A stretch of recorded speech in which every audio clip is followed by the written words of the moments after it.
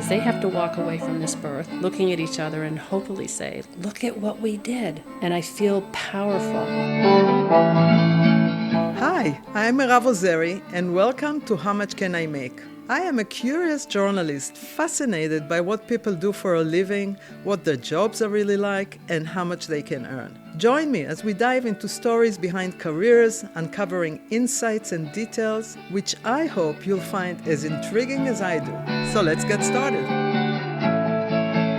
In this segment, we will learn about a profession that is rewarding and unique, being a doula. If you're looking for a fulfilling and impactful career, consider this one. Today, we are with my friend Mary Riley, who has been a doula for many years. She told me some amazing stories about being a doula. So let's dive right in. And let's first of all, Mary, thank you for doing it. Thank you for having me. Let's dive right in and find out, how did you become a doula to begin with? I ended up at 7 friends' births in one summer.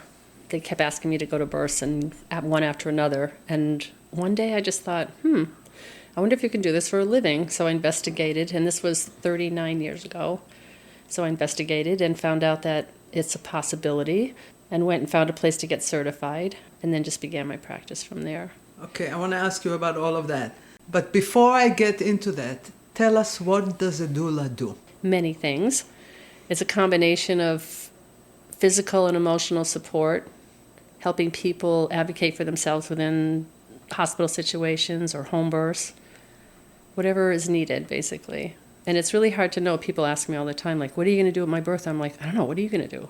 And then you just hone your skills around that. I read there is a doula for death, doula for birth, doula. Which one are you? Mostly births, although I spent many years doing death, but it was before it was even known as a death doula. It was just something that I did. Just giving support to whoever. What do you prefer, birth or death? That's a tough one. They're both very different and very similar, but I do right now love birth. How are they similar? There's moments in both where there's no place to go but right there. Okay. And you don't want to think far ahead, you don't want to think back, you just have to really be in the moment. And that experience is so profound, to be with other people in these life-changing events and with their families. Amazing. So, okay, you mentioned before you went and got your certificate. What kind of certificate do you get to be a doula? Do you have to go to school? How does it work? It's usually more like a weekend workshop, and then you might do 1 or 2 of those, and then you have some book learning and then some tests that you take and practice. Nowadays, it's probably a little bit more involved.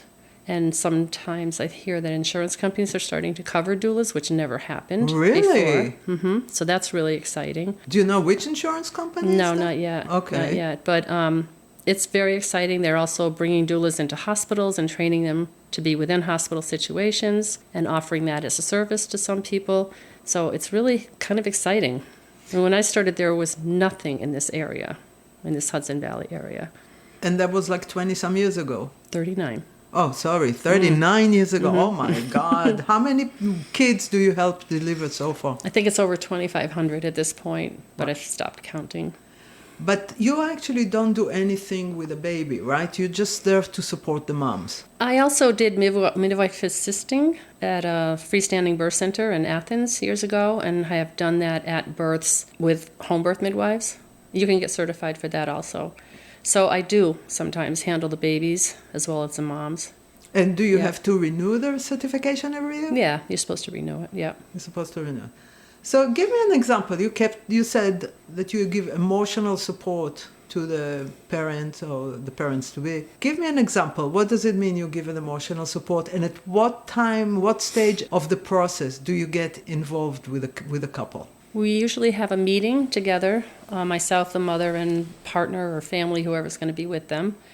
And once we're on board with each other, then it begins. And we start advocating sometimes right from there. Like if they go to appointments and they have questions about it or they read things they don't understand, then they can call me anytime. And if I feel like it's something medical that they should be checking in with their midwife or doctor about, then I would steer them in that direction. But there's a lot of advocating that you do well before the birth.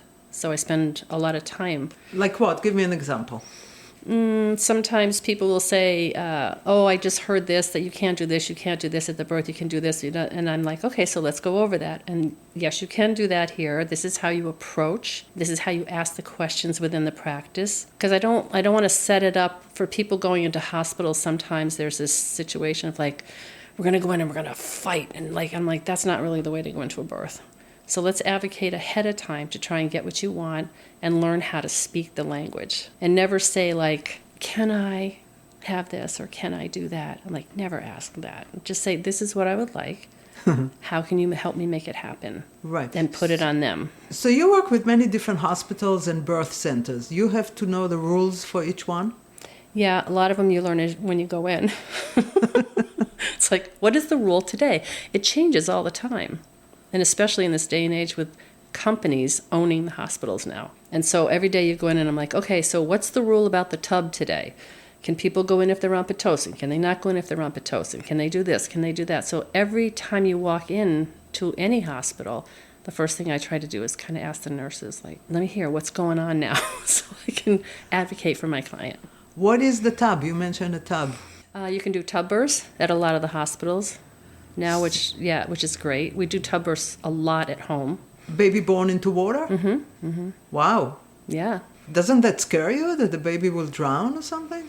No, I mean, you can see films of people having babies in water and the baby's like swimming around Wow. when they come out. I haven't done that with any of the midwives and stuff I work with. I feel like I might have a little heart attack on that one, but maybe, I'm sure it's fine. But we usually bring the babies right up as soon as they come out, or the mothers catch them and bring them up to themselves. Wow. Yeah. So you usually the partners is there along the way with you. I look at my job as to advocate for them and to help them work together in the way that they want to work. And I'm not there to like take over the partner's role or be this one person. I'm there to help them stay connected, and especially in hospital situations where the dad or the partner can start to feel like I'm going to go over here and kind of sit in the corner because there's all these people around and doing things. And I'm like, no, come on over here. There's a space for you always. And to just try to keep them connected because they have to walk away from this birth looking at each other and hopefully say, look at what we did together. Right. Because we have to parent and raise this child. For the rest of our lives. For the rest of your life. And so I want you to walk away hopefully feeling, and it may not always be the exact birth that you envisioned, because things can change and shift all the time, but hopefully feeling like that, like, look at what we did. And I feel powerful. I was able to make choices. I understood what was going on. I felt supported and cared for. So you mentioned before that some insurance companies started to pay for it. It's a new thing, obviously. But when they don't pay for it, and we'll get into the money very soon, it's a luxury service, right? I guess it's a luxury service, but it's very needed in this day and age, especially... Why? If you go into hospital situations and, you have nurses and you have the midwives and the doctors. I am a big fan of midwifery care. So I love working with a lot of the midwifery practices. There's a lot of pretty good doctors also in this area who work with midwives and back midwives up and actually like that. To walk into a hospital as a patient anywhere these days, and it has been for quite a few years, the nurses also have other patients. They have to do all this charting. Now there's computers in the room. They have to be on the computers charting and all of that. And there are some really, really great nurses out there, but it's a lot for them to also stay with a client for 20 hours. They're not going to do that. They go off shift. It changes. You stay with them for 20 hours? 20 hours, 10 hours, 50 hours. Wow. Yeah, it depends on the birth. But I'm usually the person that stays with them. So it's nice to be able to say, I don't know about, yesterday at this time, it was not looking like this because I've been with them. And so you're that steady person, and it can actually help with the nurses and the midwives. And so you work together as a team. At what month of the pregnancy do you start getting involved usually? I have people right now, this is January, I have people into July. Wow. And they already booked you? Mm-hmm. And I have people, if I have a space, which I'm doing less at this point in my life, I'm trying to do a little less, that may call me and say, do you have an opening in, April? And I'm like, and I may or may not be able to fit them in. But I also have people who call me who aren't even pregnant yet. What? And say, oh, I want to get pregnant. Will you be my doula? I'm like, get pregnant and then call me. And which is sweet, which is really sweet. So, okay, this woman is due in July, and today is January, so that means she's on the 3rd month. Mm-hmm. How many times will you see her between now and the birth? I will probably see her 2 or 3 more times and talk to her. Every time she goes for an appointment, she calls me and checks in with me or texts. Every time if she goes for an ultrasound, she calls me, checks in, and lets me know what's going on. And then again, if she has any questions or concerns about anything, then they just get in touch with me. So you need to have a lot of medical information, right? Mm-hmm. And you have it. Okay. I do, but I'm not their medical person. Again, if there's, minor questions and things like, oh, I felt this little thing, I'm like, oh, that's fine. But if I have someone calls me and I feel like, you really should go check this out, I send them in. I tell them to, call in and go see your practitioner. Sometimes if it sounds a little more serious, I would go and meet them there and help, just be with them. Do you love this job? I do. And I'm very lucky because I work with people, a lot of people that I really, really like. That's and lucky. You end up like kind of falling in love forever. So when I go into town, I get a lot of hugs and it feels sweet. Yeah, I will attest to that. It's impossible to go with you anywhere, in any state in New England, without you running into people that you help deliver. It's crazy. I'm lucky. Yeah. Well, doing it for 39 years, now you're going to do the grandchildren, right? Yeah. And I've been doing my kids, my twins just turned 45, and my other one's 42.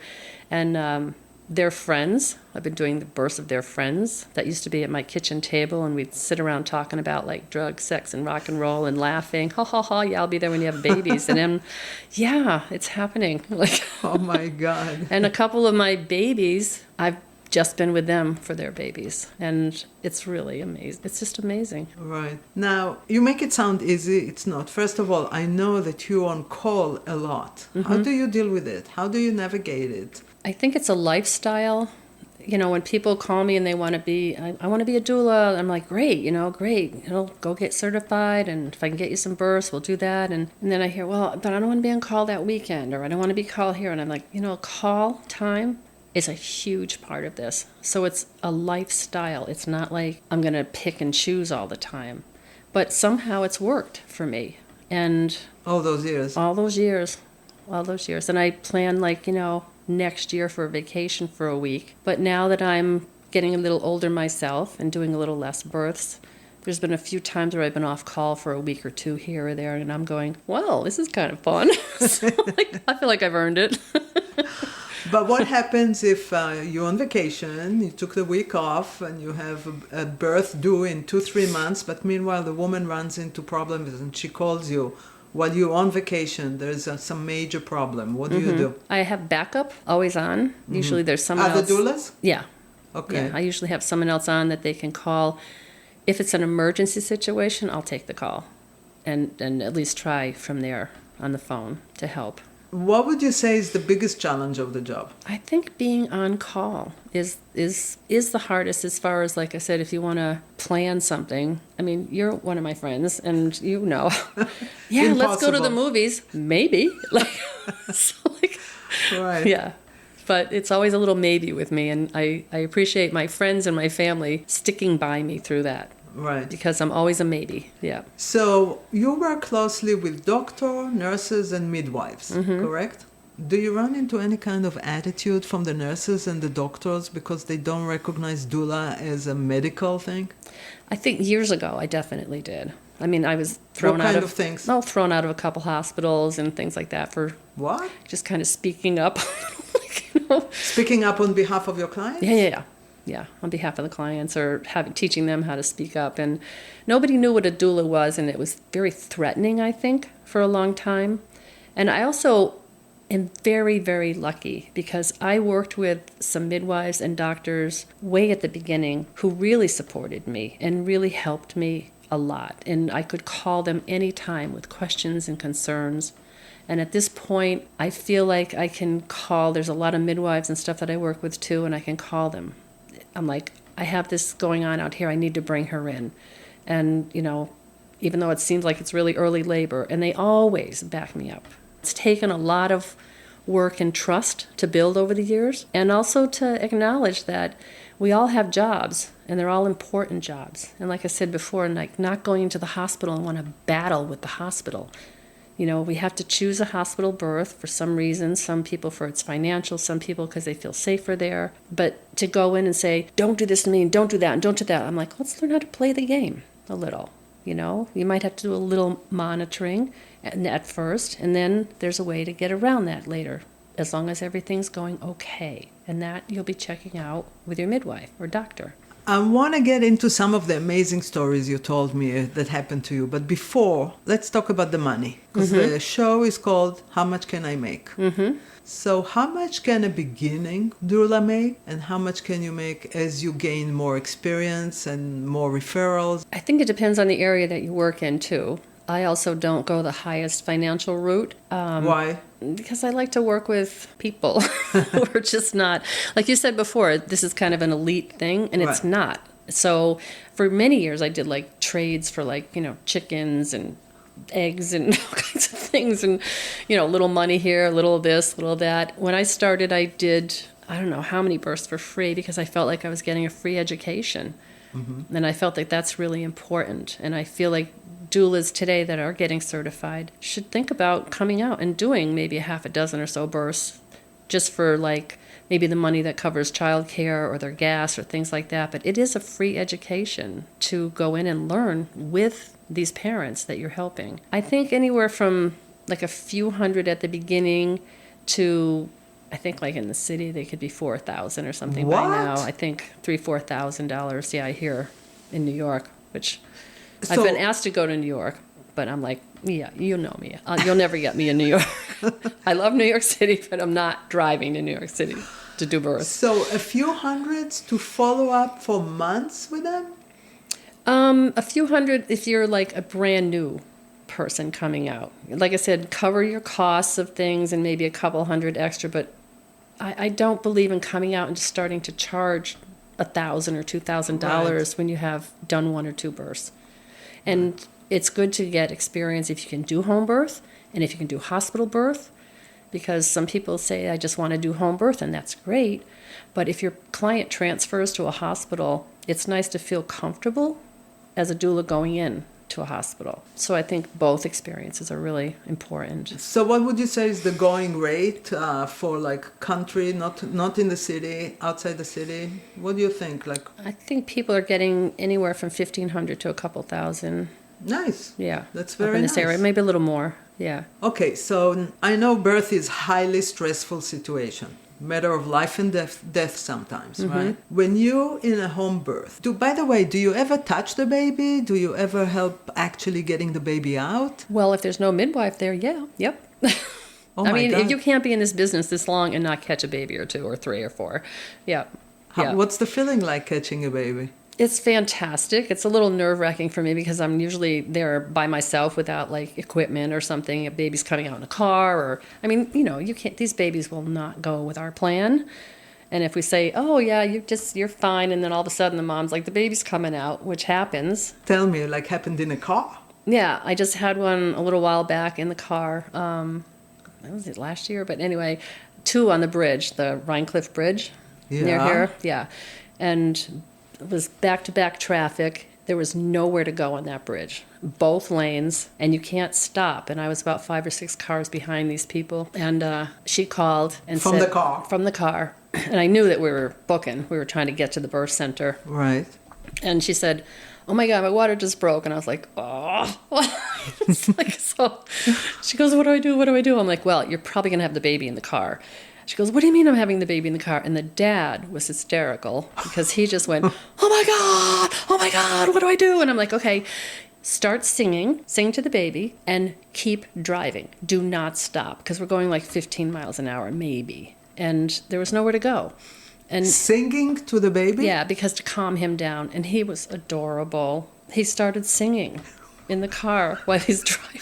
His mom is like this, and he's singing away, and I'm like, this is a riot. So, and I couldn't get out of my car. I had a vision of me like, running atop the cars, like in a movie to get to them. Right. But that wasn't going to happen. So the baby comes out, and I said, get on your hands and knees and catch your baby. So she catches the baby, and then the baby didn't make a sound. The mom caught the baby? Yeah, sure. And women will not catch their babies if they're Okay. by themselves. Okay. If a woman is out in the woods and no one is there, and this baby's coming, she will know what to do. Wow. And that's what Intuitively. because there's nowhere to look but to herself. And so when we help women, we want to remember that we're trying to help bring that out in them. Not look outside so much for what you need. It's from within. So you said the baby didn't make a sound. What happened? So then they said, the baby's not making a sound. And I said to the dad, keep singing. And I told, just put the baby over on her belly and pat her back a little and get some stuff out of her lungs. And the baby started screaming right away anyway. But yeah, so. And the father is singing all along. Dad's singing. It was great. It was great. I said, all right, just turn around, sit in that mess, put the baby skin to skin on you. And they went to the birth center. But I had also gotten off the phone with them and said, I'm going to get off for like a few seconds. I'm going to call ahead to the birth center, tell them you're coming in and be ready for you. So I did that and they were great. They were like, we got you. I'm like, great. So then I called the people back, talking them in. And I found out later that this car had pulled up to the birth center and they thought it was them, my people. And they go running out and open the door, these nurses, and they had everything ready, and they're ready to go, and they jump in this car, and it's not them. And so this lady was screaming in the car. The nurses were hysterically funny. Oh, my Yeah. God. Yeah. Yeah. It's always fun out there. Do you see the parents after the birth? Oh, yeah, I do. Everybody does it differently. They have their own practice, and that's what I tell new doulas is that, this is how I do it, but you're going to find your own ways, and again, got to trust that and just play with things, and you'll get your own cycle down, patterns down of what you want to do. So I always meet with them. I have my phone calls and more meetings, and then the birth itself, no matter what it is, I usually stay for 2 to 3 hours after, whether it's a home birth or a hospital birth. Make sure everybody's settled down, the baby's been breastfeeding if we're going to do that, mom and dad are fed, or mom and partner, or mom and wife, whoever it is, everybody's fed and hunkered down. And then when they go home, I usually come and do 1 or 2 visits when they're at home, help with breastfeeding, make sure everything's going okay. If it's a home birth, then I'll work with the home birth midwives and come in between when they do their home visits. Do you teach them how to breastfeed? Yeah, help with that. Absolutely. Absolutely. Do people hire you only for first baby? No, I've done 2nd, 3rd babies, 4th babies of people. Why? What do they tell you? Why do they want your services? They've been through that. They know what to do. Because we're all like connected and tight, and it just feels good. And you can help. You can really help with. I mean, women having 2nd and 3rd babies, we tend to think like, they've done it before. They'll be fine. Right. And they will be. But why shouldn't they have the same support that they had with the first one? And what support do you give the dads? Usually I hear they could be freaking out and... Yeah, the dads are, I mean, some do, not that many. I've only lost a couple, fainting and things like that over the years. But the dads are, you take these people, the partners and the dads, and you're like, okay, you're going to go in there for the first time, or maybe the 2nd time, and you've never done this before. You've never been around it before. Here, go to this class and learn how to do all of this, and then just say the right things, do the right things, touch her the right way, be able to advocate for her, losing sleep, feeling like you're just trying to do the best you can, feeling stressed sometimes. It's a big role. And we don't give enough credit to the partners for trying to do all that. So I'm there to help them also. And sometimes I'm rubbing the dad's shoulders. Wow. And sometimes I'm just making sure, often I like to look at him and her, say, what's going on here is okay, okay? Come right around here, hold her hand, keep them connected, which keeps everybody calmer. Okay. I had one dad once say to me, he said, Mary, I feel like I'm with The Exorcist.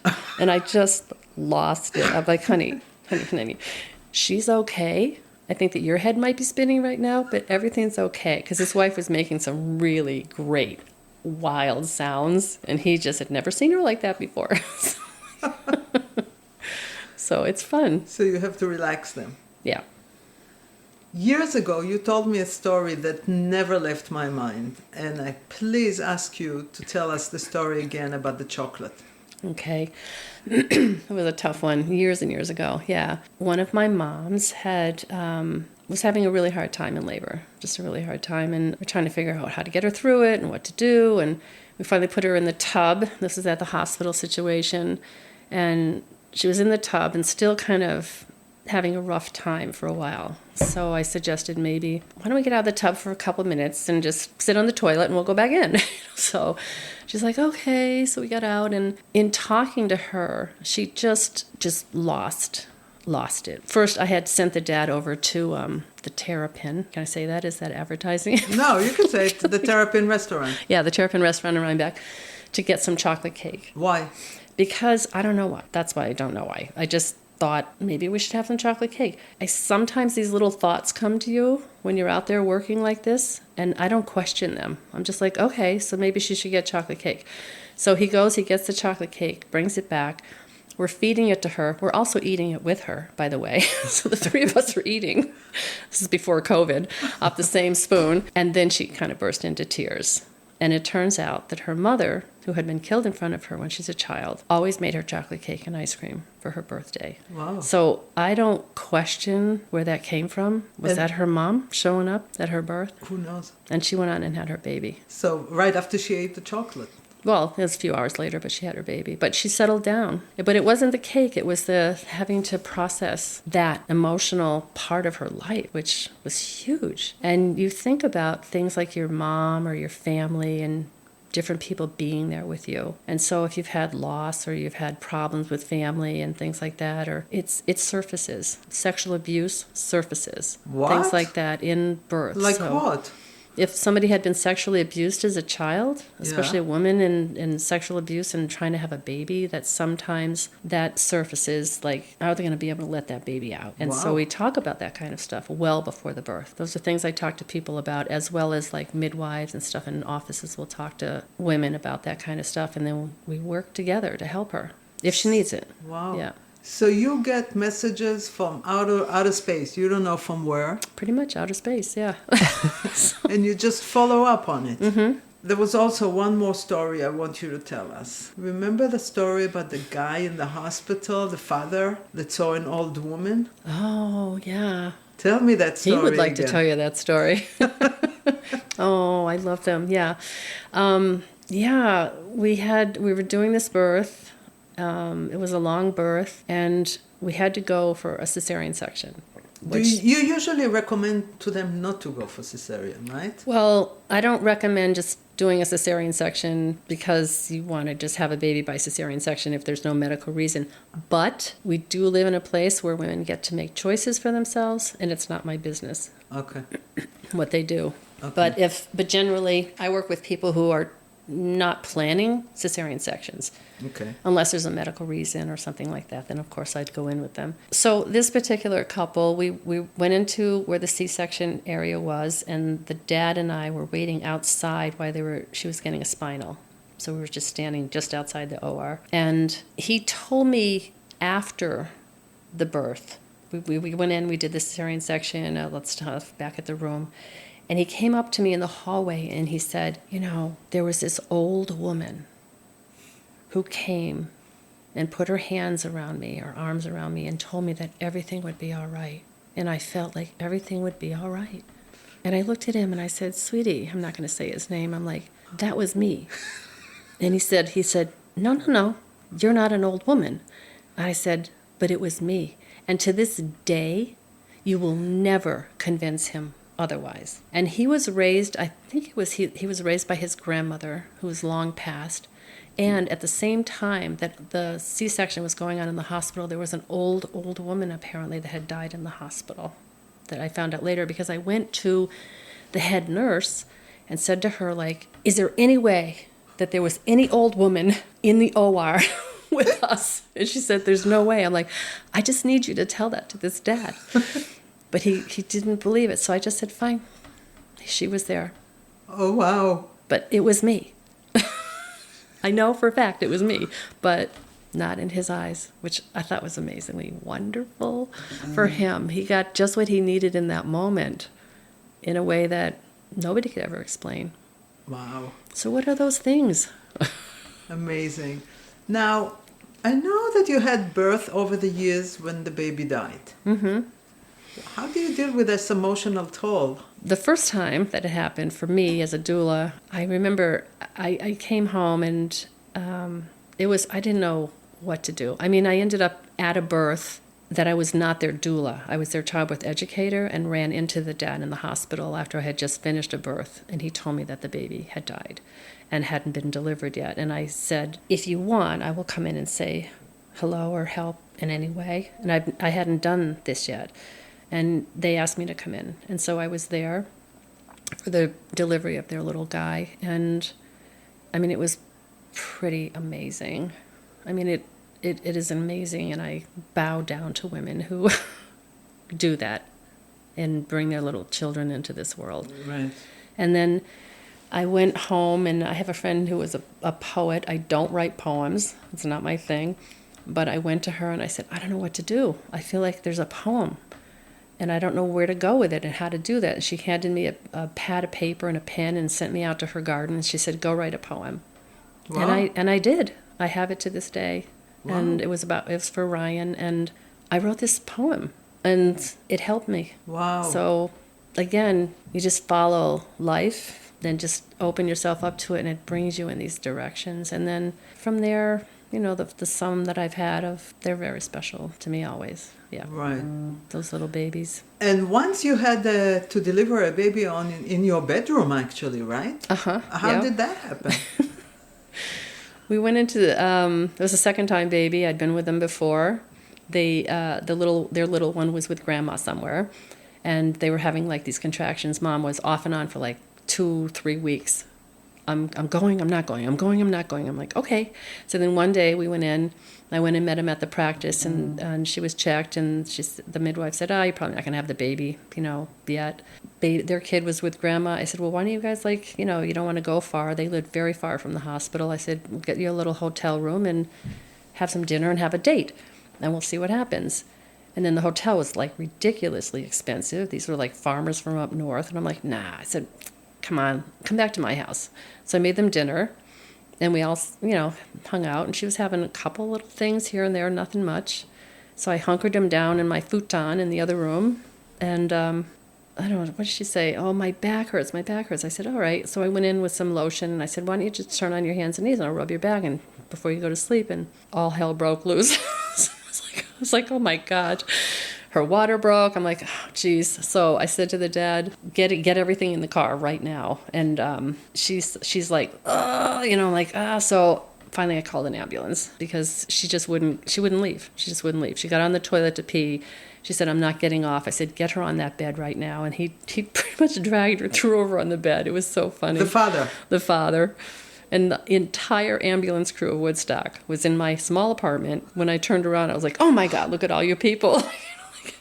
And this was a mom who wanted absolute privacy. Oh, my God. Was definitely going to have an epidural in this birth, and it was great. And the baby just came out, no epidural, nothing? Yeah, the baby was coming out, and I said to the dad, looked at me, he said, well, what are we going to do? I said, honey, we're having the baby right here, right now. And he said, here, now? And I said, yeah, get it together. So and we had the baby, and it was fun. I caught that little guy, and I remember passing by your house, and the fire department was there, too. Yeah, everybody, the entire town of Woodstock was there. Neighbors were there. People brought me wine and champagne, left it at the door later, saying congratulations. I'm like, this is amazing. The community is amazing. Yeah. That was amazing. Yeah. Okay, one last question I'd like to know. What is the biggest reward of your job? I think running into families, years later. I mean, sometimes I recognize people, sometimes I don't, but it's been, 39 years. And then people will come up to me and say, tell me where their kid is, and what they're doing, what they're in college, or they're living in New York and doing this and that, and getting hugs. Nice. Yeah. So, like I said, it's something that stays with you forever. Yeah. Right. So it's really, I feel very, very supported by this community, which means a huge, I cover a wide area. Right. And I have been supported by this community for so long. And I haven't ever, as you know, had a website or advertised. It's all word of mouth. Yeah. And that's real community living. And I'm, again, very grateful for that. I remember one dad coming up to me and said, "Oh, Mary, you remember you were at my kid's birth?" And I'm like, I said, "Now how old is she or he?" And he said 30. I was like, "Oh," and I haven't seen you for 30 years. Okay. So I don't feel too bad, but Right. but then I start to have, you start to remember little things about this particular birth. It's really Right. fun. Yeah. Mary, thank you. That is a job with a lot of rewards, actually. Yeah. Every time you have a baby, it's a miracle coming out to this world. It is. And sometimes you come home and you're just dead tired and you just like fall into bed and just live that birth through your Wow. dreams, like for, until you settle down after that one. But it's worth it. Yeah. Thank you Thank so you. much. I'm sure a lot of people don't know or have never been in a birth. Mm-hmm. But your stories over the years really filled me up with amazing stories. Thanks, Mara. It's a great job. It is a great job. It's a great job. And like I said, people say it's such a hard job and it's such this and it's the hours. And I'm like, I don't feel it. I don't feel it a lot. I feel happy doing it. Yeah. Fantastic. So it's good. Can't ask for more, You can't. really. You can't. Yeah. All right. Maybe a little more time off now. But other than that, it's good.